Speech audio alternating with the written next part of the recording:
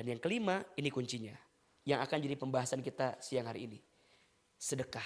Apa? Sedekah. Jadi kalau kita cinta kepada Nabi, tolong perbanyak apa? Sedekah.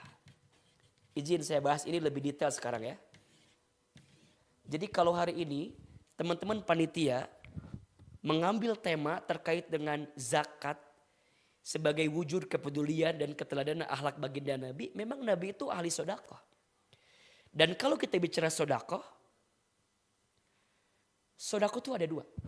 Satu, ada yang sedekah itu harta. Oke. Dua, ada yang sedekah itu non harta, selain harta.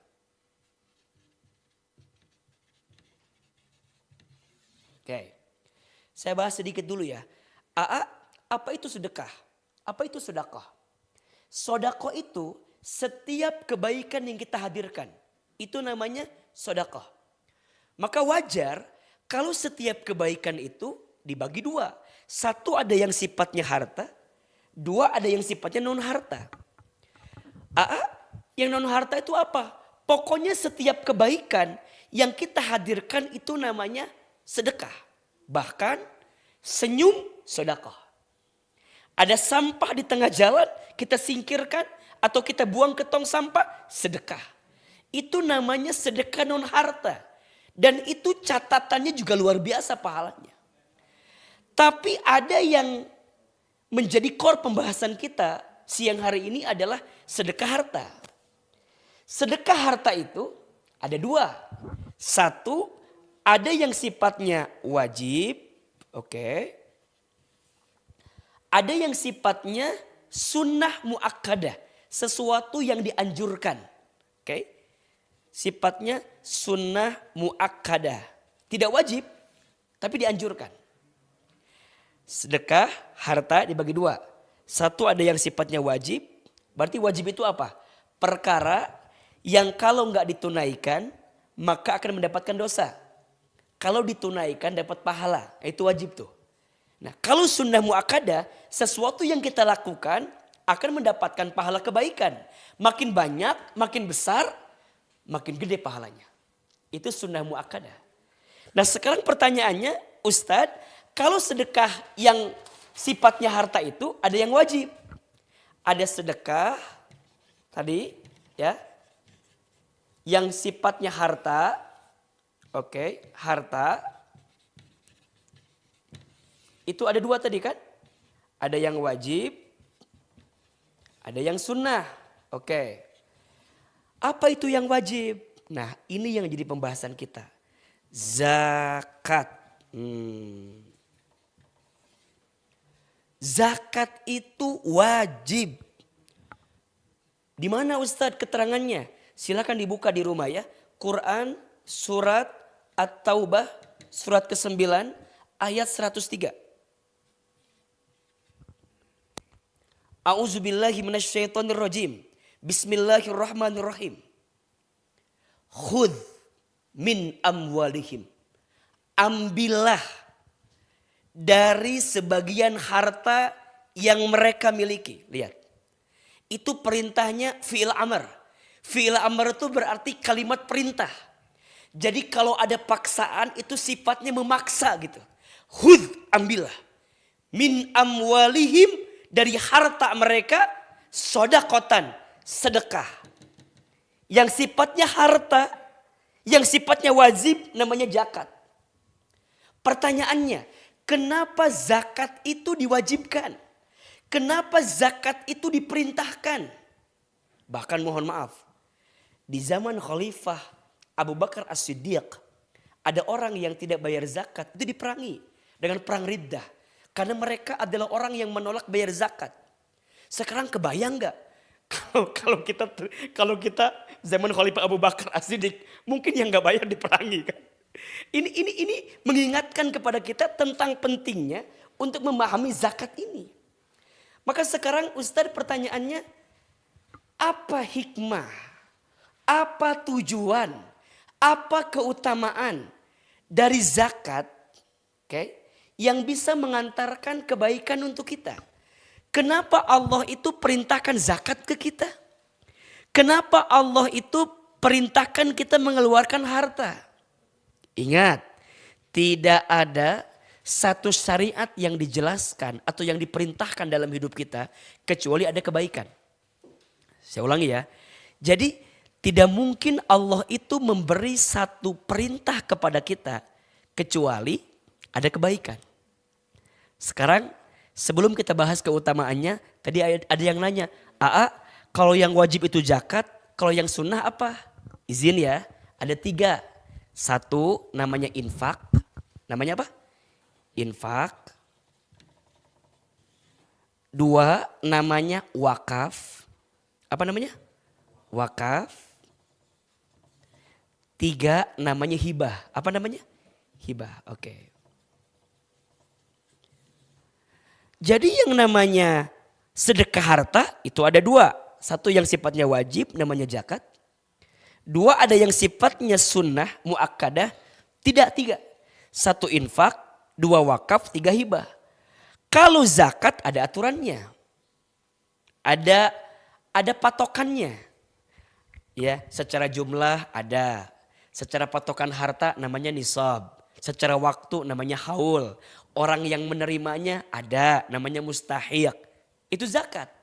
Tapi kalau infak, kalau wakaf, kalau hibah, semakin banyak semakin bagus.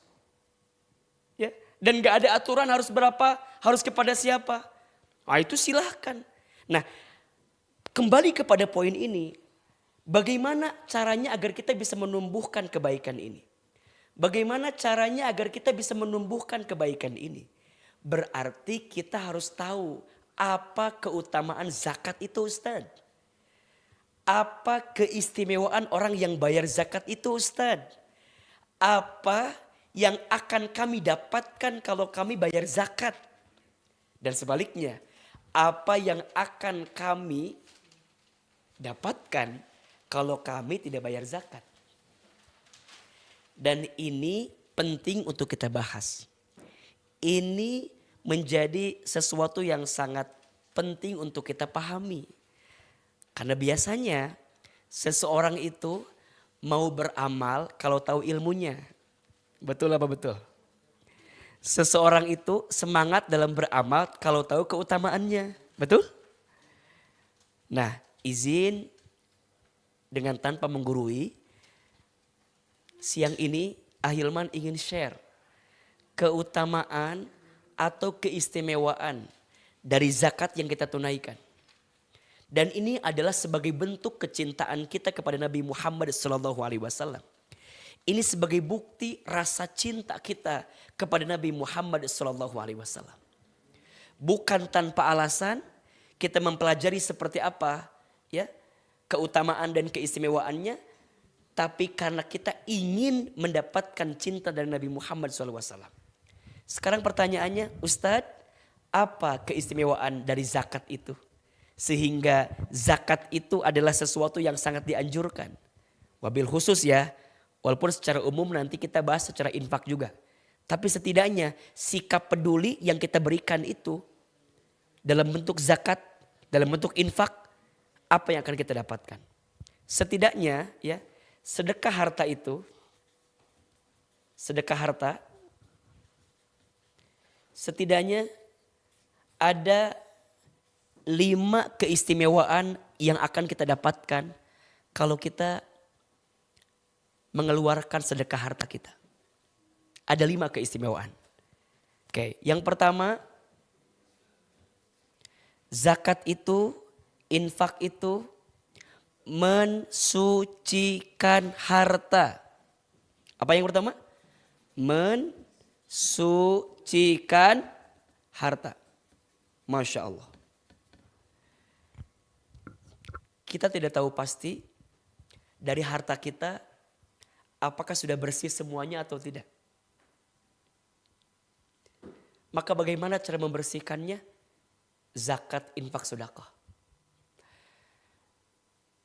Ada 4 hal yang bisa dibersihkan dengan 4 hal. Yang pertama, tubuhmu dibersihkan dengan puasamu. Yang kedua, hatimu dibersihkan dengan zikirmu. Yang ketiga, dosamu dibersihkan dengan taubatmu. Dan yang keempat, hartamu dibersihkan dengan zakat, infak, sodakohmu. Jadi mengapa kita harus mengeluarkan zakat? Karena khawatir ada yang kotor di harta kita.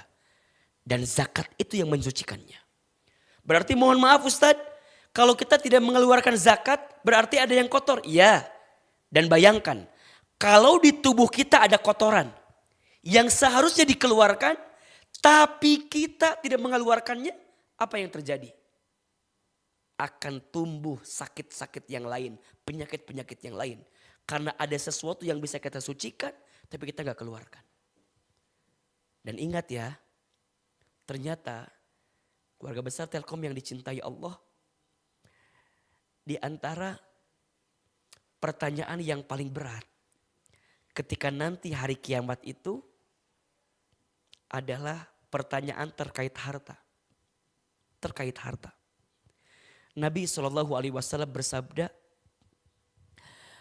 tidak akan pernah bergeser kaki seorang manusia ketika nanti hari kiamat sebelum dia ditanya beberapa pertanyaan. Berapa Ustaz pertanyaannya? Ada 4. Yang pertama kata Nabi, an umrihi fi ma'afnah. Seseorang akan ditanya tentang umurnya. Dihabiskan untuk apa? Wabil khusus mohon maaf. Akan ditanya usia mudanya dihabiskan untuk apa? Yang kedua, manusia akan ditanya wa an ilmihi fima fa'ala. Ilmunya diamalkan untuk apa? Yang ketiga, manusia akan ditanya wa an jismihi fima ablah. Tentang tubuhnya digunakan untuk apa? Dan Masya Allah, pertanyaan yang keempat. Ketika nanti hari kiamat, manusia akan ditanya wa'an malihi, tentang hartanya. Dan yang paling berat, mohon maaf. Kalau umur, pertanyaannya 1 kali. Kalau ilmu, pertanyaannya 1 kali. Kalau tubuh, pertanyaannya 1 kali. Tapi ketika ditanya bab harta, pertanyaannya 2 kali. Apa pertanyaannya? Min aina iktasabah. Dari mana harta yang kamu dapatkan? Wa fima anfaqah. Dan dibelanjakan kemana harta tersebut. Berarti dalam urusan mendapatkan harta, bukan hanya fokus kepada apa yang kita dapatkan. Tapi coba pikirkan. Dialokasikan kemana harta kita. Ada zakat. Sudahkah kita keluarkan sebagai bentuk kewajiban kita kepada Allah? Ada infak sebagai bentuk kebaikan kita kepada Allah. Maka wajar kalau zakat itu, sedekah harta itu mensucikan harta. Maka keluarga besar Telkom bersyukur di antara kita sudah hadir UPZ Basnas Telkom. Ini adalah kesempatan emas yang harus kita dukung. Karena ada di depan kita, ada di HP kita, ada bersama dengan kita. Kalau bukan kita siapa lagi? Betul? Kalau bukan kita siapa lagi yang akan mendukung semua programnya? Dan yang paling luar biasa, ini kan dari keluarga besar Telkom, dikelola oleh keluarga besar Telkom, dan akan dimanfaatkan juga oleh keluarga besar Telkom. Tadi Ustadz melihat ada anak-anak karyawan kita yang mendapatkan beasiswa, Masya Allah. Ada orang-orang yang dibantu dari area terdekat perusahaan kita. Bukankah itu manfaat yang luar biasa? Selain mensucikan harta kita, di situ ada kebaikan yang sangat luar biasa. Maka sedekah harta itu mensucikan harta. Mau bersih harta kita? Ayo keluarkan zakat, infak, sedekah. Yang kedua, sedekah harta dalam zakat itu fungsinya apa? Menumbuhkan harta. Masya Allah. Apa? Menumbuhkan harta. Ahilman percaya yang ada di sini hartanya mau bertumbuh kan? Mau bertambah kan? Kan gak mau gitu-gitu aja kan? Ternyata cara kita untuk menumbuhkan harta kita dengan apa? Dengan zakat. Maka jangan pernah berpikir kita mengeluarkan habis. Nda, mana kosot sodakotun min mal. Tidak akan pernah berkurang harta yang disedekahkan. Justru semakin bertambah, semakin keluar. Maka ada filosofi terima kasih. Terima kasih. Apa artinya? Seberapa banyak yang ingin kita terima tergantung yang kita kasih. Catat itu. Status hari Rabu itu ya. Terima kasih. Seberapa banyak yang ingin kita terima tergantung yang kita kasih. Makin banyak yang ingin kita terima tergantung makin banyak yang kita kasih. Dan itu bisa menggambarkan bagaimana harta kita. Maka izin ya, mohon maaf ya. Ada yang namanya berkah. Berkah itu apa sih, AA? Berkah itu artinya ziyadatul khair, bertambahnya kebaikan. Yang paling terasa ketenangan.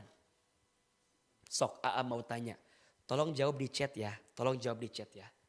Kira-kira keluarga besar Telkom tolong pilih mana? Kaya gelisah atau miskin tenang?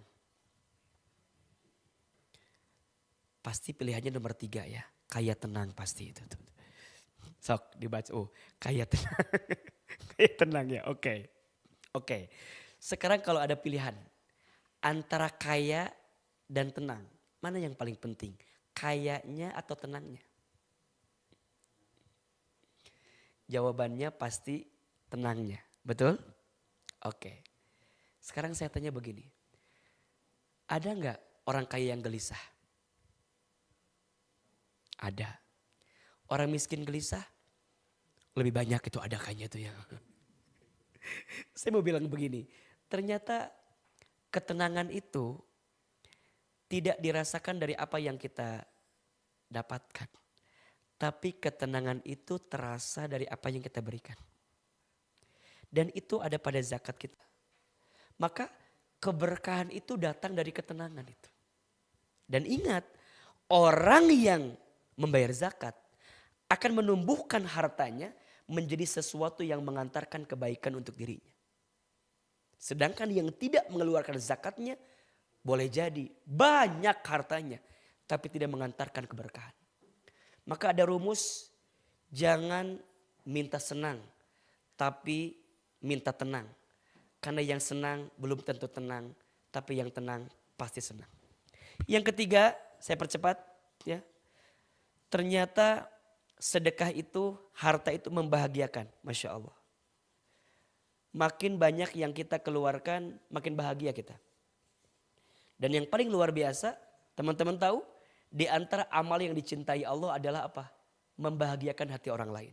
Maka dengan zakat, begitu banyak orang yang mendapatkan kebahagiaan dari kita. Selanjutnya, orang yang sedekah harta itu menghapuskan dosa, Masya Allah. Apa? Menghapuskan dosa. Dan yang kelima, orang yang mengeluarkan zakat harta itu, sedekah harta itu, dia mengabulkan doa. Masya Allah. Mohon maaf lahir batin. Di antara faktor kenapa doa kita belum terkabul, boleh jadi karena ada harta kita yang seharusnya dikeluarkan, tapi kita tidak keluarkan. Maka perhatikan 5 keistimewaan ini yang bisa kita rasakan saat kita mengeluarkan sedekah harta. Selain kita membuktikan cintanya kepada Nabi Muhammad SAW, ternyata sedekah harta itu mengantarkan 5 hal ini. 1, sedekah harta itu mensucikan. 2, menumbuhkan. 3, membahagiakan. 4, menghapuskan dosa. Dan 5, mengabulkan doa dalam diri kita. Mudah-mudahan kita bisa menyambut kepedulian dalam diri kita sebagai bukti cinta kepada Nabi Muhammad SAW. Amin, ya Rabbal Alamin. Dan kita bersyukur dengan hadirnya UPZ Basnas Telkom. Dan semoga ini menjadi jalan kebaikan agar kita semakin dicintai oleh baginda Muhammad SAW. Dan kelak kita semua diakui menjadi umatnya Nabi. diberikan kesempatan nanti bisa bertemu dengan baginda Muhammad di surganya. Dan tentunya kita bisa mendapatkan syafaat dari Rasulullah Muhammad Sallallahu Alaihi Wasallam. Barangkali itu yang bisa saya sampaikan sebagai pendahuluan. Nanti kita akan dalami dalam sesi tanya jawab. Mudah-mudahan bermanfaat. Barakallahu fikum. Saya kembalikan kepada Mas Adit dan Mbak Didi. Silakan.